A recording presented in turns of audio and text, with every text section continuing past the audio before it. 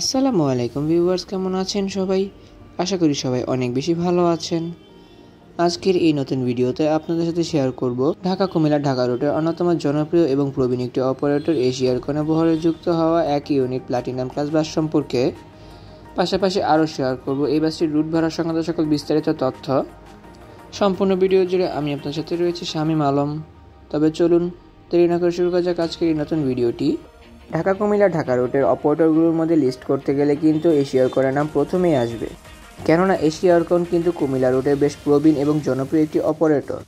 সম্প্রতি তারা কিন্তু ঢাকা থেকে কুমিল্লার পাশাপাশি ঢাকা থেকে চট্টগ্রাম হয়ে কক্সবাজার পর্যন্ত রুটও চালু করেছে, যেখানে কিন্তু তারা তাদের বহরে বেশ কিছু সংখ্যক নতুন বাসও অ্যাড করেছে।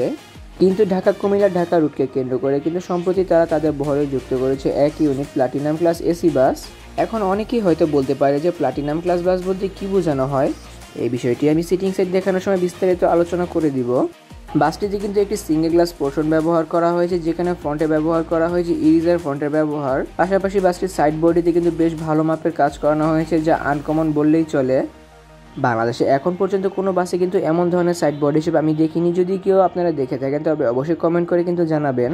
বাসটি ব্যাকে ব্যবহার করা হয়েছে মালয়েশিয়ার ইন্টারকোচমেট স্টাডা বাসের ব্যাকলাইট। পাশাপাশি ফ্রন্টেও কিন্তু ব্যবহার করা হয়েছে স্টাডা বাস টাইপ হেডলাইট। এছাড়া বাসটির ফ্রন্ট ও ব্যাক স্টাডা বাসের কাজ করানো হয়েছে। মূলত নতুন স্বাধীনতা বিজয় উল্লাসের হয়ে কিন্তু তারা এই বাসটিতে অ্যাপ্লাই করেছে গ্রিন এবং রেড কালার একটি পেইন্ট স্কিম, যেখানে শেষের অংশে কিন্তু একটি বাংলাদেশের মানচিত্র দেওয়া হয়েছে এবং সম্পূর্ণ বাসটিতে কিন্তু দেওয়া হয়েছে সবুজ কালার একটি পেইন্ট স্কিম। পাশাপাশি মাঝ বরাবর কিন্তু একটি রেড কালার শেড ব্যবহার করা হয়েছে। ভারতীয় আশোক লেল্যান্ড 12 এমএভি ইডিসি ভার্সন চেসিসের উপর নির্মাণ করা হয়েছে অসাধারণ এই বাসটিকে, যেখানে এই বাসটি বডি নির্মাণকারী প্রতিষ্ঠান দেশেরই অ্যাপোলো ইঞ্জিনিয়ারিং ওয়ার্কশপ। কিন্তু আমার মতে এই বাসটিতে কিন্তু যদি আশোক লেল্যান্ড ব্র্যান্ডের চেসিস ব্যবহার না করে অন্য কোনো ব্র্যান্ডের চেসিস ব্যবহার করা হতো তবে কিন্তু বেশ ভালো হতো। 180 হর্স পাওয়ার বিশিষ্ট এই বাসটির সামনের চাকায় কিন্তু রেগুলার সাসপেনশন এবং পেছনের চাকায় কিন্তু থাকে এয়ার সাসপেনশনের ব্যবহার। এবং এই বাসটিতে কোনো প্রকার সাব ইঞ্জিনে ব্যবহার করা হয় না এসির জন্য। অনেকে হয়তো বলতে পারেন এটি একটি ভারতীয় পণ্য, ফলে এই পরিস্থিতিতে ভারতীয় পণ্য বয়কট না করলে কি চলতো না? কিন্তু এই বাসটিকে কিন্তু বেশ অনেকদিন আগে গ্যারেজে ঢুকানো হয়েছে, যখন থেকে আওয়ামী লীগ সরকার বাংলাদেশে কিন্তু তার রাজত্ব চালাচ্ছিল। তবে বাসটির কাজ কিন্তু বেশ ভালো মানের হিসেবে করানো হয়েছে। অনেক তো বাসটির বাইরের অংশ ঘুরে দেখলাম, চলুন এবার একটু ভেতরের অংশ থেকে ঘুরে আসা যাক। অ্যাপোলো ইঞ্জিনিয়ারিং ওয়ার্কশপ এই বাসটির ড্যাশবোর্ডটিকে কিন্তু বেশ সুন্দরভাবে সেট আপ করতে পেরেছে, যেখানে চালকের আসনের কাছে ব্যবহার করা হয়েছে গাড়িটি বিদ্যমান সকল ধরনের লাইটিং কন্ট্রোল আদি। পাশাপাশি রেয়ার সাইডে দেখার জন্য একটি এলইডি টিভি সেটের ব্যবহার করা হয়েছে ড্যাশবোর্ডে।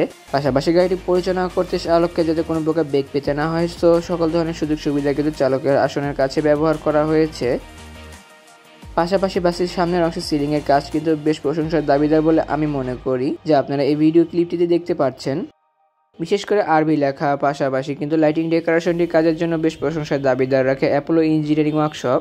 মূলত যে বাসগুলোতে একসঙ্গে বিজনেস ক্লাস এবং ইকোনমি ক্লাসের সুবিধা দেওয়া হয় সেই বাসগুলোকে কিন্তু প্লাটিনাম ক্লাস বাস হিসেবে অভিহিত করা হয়ে থাকে। প্লাটিনাম ক্লাস এই বাসটি একসঙ্গে কিন্তু 42 জন যাত্রী বহন করতে সক্ষম, যেখানে বিজনেস ক্লাস ফরমেশন মানে 2x1 ফরমেশনের সামনের অংশে 2টি রোতে ব্যবহার করা হয়েছে 6টি সিটের ব্যবহার। পাশাপাশি পেছনের অংশে মানে 2 রো পরে কিন্তু ব্যবহার করা হয়েছে ইকোনমিক ক্লাস ফরমেশন মানে 2x2 ফরমেশনের সর্বমোট 36টি সিট।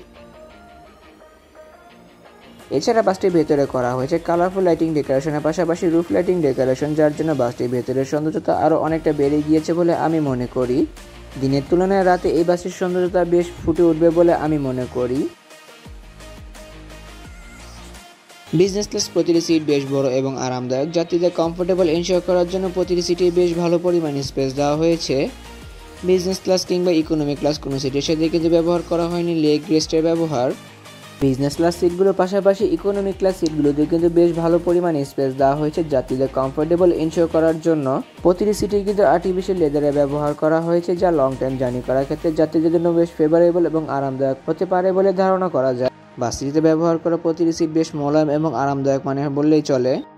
প্রতিটি সিটের সাথে ব্যবহার করা হয়েছে অ্যাডজাস্টেড হেডরেস্ট, পাশাপাশি অ্যাডজাস্টেড নেক পিলোর ব্যবহার।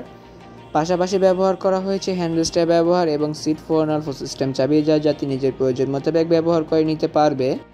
মূলত বাংলাদেশে বর্তমানে সুইট ক্লাস মানে বিজনেস ক্লাস এবং স্লিপার কোচের ট্রেন্ডিং থাকলেও কিন্তু এই প্লাটিনাম ক্লাসের ট্রেন্ডিংটি বেশ আগ থেকে চলে আসছে।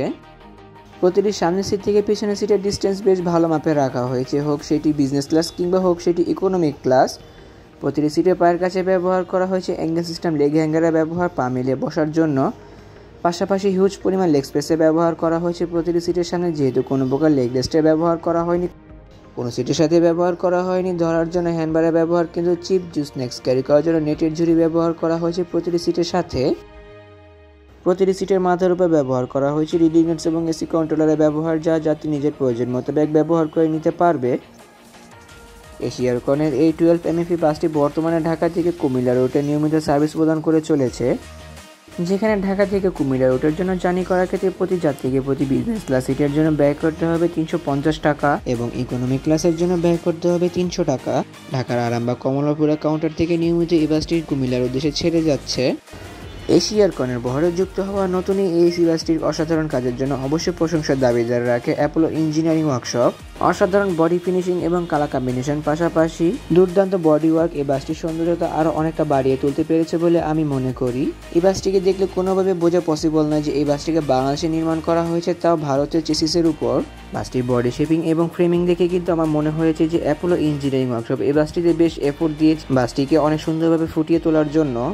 তাহলে ভিউয়ার্স, ভিডিওটি কেমন লাগলো তা কমেন্ট করে কিন্তু অবশ্যই জানাবেন।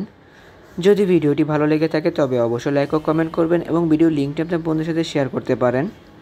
পাশাপাশি অসংখ্য ধন্যবাদ জানিয়ে এশিয়ারকন কর্তৃপক্ষকে আমার কাছে সুন্দর একটি কভারেজ এবং ছোট একটি রাইড দেওয়ার জন্য।